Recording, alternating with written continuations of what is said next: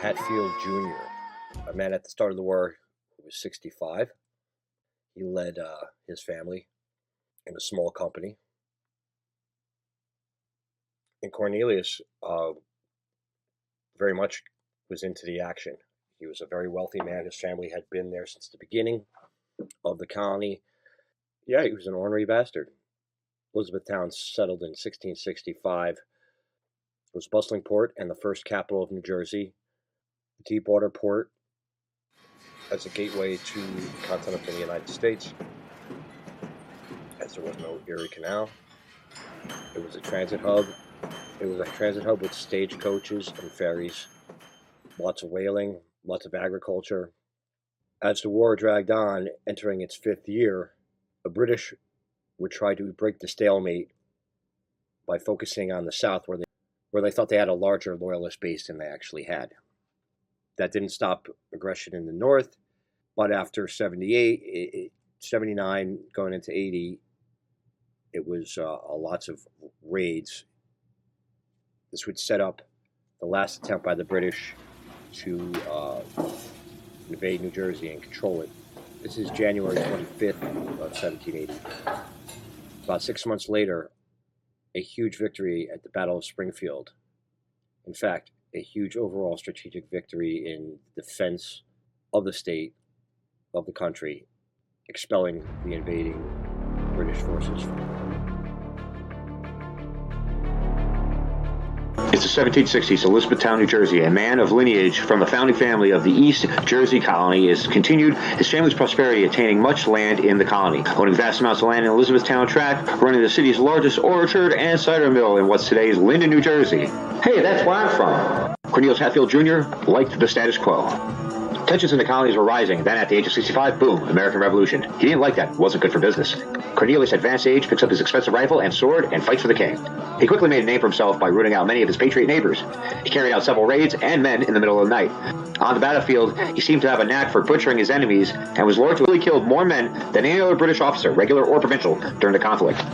He was extremely vengeful and violent, so much so notoriously brutal officers like Major Tarleton and Captain John Graves Simcoe found him beyond the pale. Scary.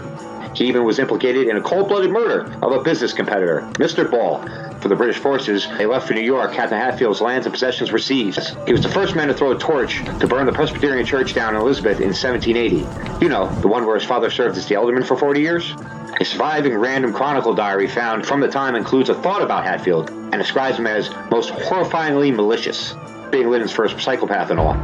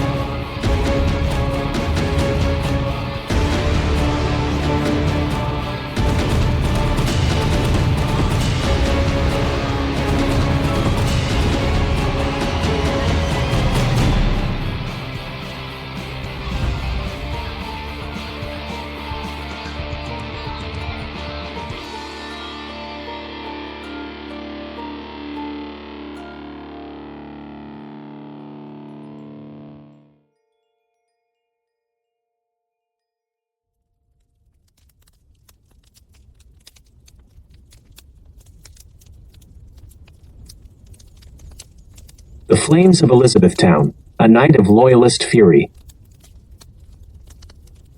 The crisp winter air crackled with tension as darkness descended upon Elizabethtown, New Jersey on January 25, 1780.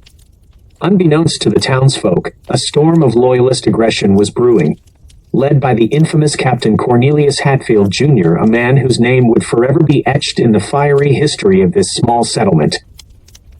Hatfield, a fervent Loyalist commanding a company of refugee partisans, had earned a reputation for his daring raids along the New Jersey coast. With the support of British regulars, he set his sights on Elizabethtown, a strategically vital location due to its proximity to the British stronghold of Staten Island. A son's betrayal, a town ablaze. As the clock struck midnight, Hatfield and his men descended upon the unsuspecting town. Torches illuminated the night, casting an eerie glow upon the faces of the raiders. It is said that Hatfield himself, with a chilling determination, hurled the first torch, igniting the sacred walls of the First Presbyterian Church. The flames danced and devoured the structure, a symbolic blow made even more poignant by the fact that his own father, Cornelius Hatfield Sr., served as an elder and deacon within its congregation. This act of aggression epitomized the deep divisions that fractured families and communities during the Revolution. The Hatfields, torn between opposing loyalties, embodied the internal conflicts that raged throughout the colonies. Cornelius Sr., a respected figure in Elizabethtown, watched in anguish as his son embraced the Loyalist cause, leading him down a path of destruction. The scars of war. The raid extended its fiery grip beyond the church, engulfing the old academy school and the courthouse. The Presbyterian Church, a cornerstone of the community, lay in ruins, a stark reminder of the war's intrusion into every facet of colonial life. Homes were plundered, adding to the despair and devastation that gripped the town. Hatfield's company, comprised of roughly a dozen men bolstered by British troops, executed their mission with ruthless efficiency. While casualty records remained shrouded in the mists of time, the impact on Elizabethtown was profound. The small but vibrant settlement was left reeling, its residents grappling with the immediate aftermath and the uncertain future that lay ahead. Echoes of the past. The raid on Elizabethtown serves as a chilling testament to the strategic and often brutal nature of Loyalist operations during the American Revolution. It underscores the complex web of personal, political, and military struggles that defined this tumultuous period. To further explore the events of that fateful night, delve into the rich historical archives and newspaper accounts from the era, accessible through institutions like the Library of Congress. These records offer invaluable glimpses into the lives of those who endured the trials of the Revolution, bringing to life the stories of communities like Elizabethtown and the individuals, both renowned and unknown, who shaped their destinies.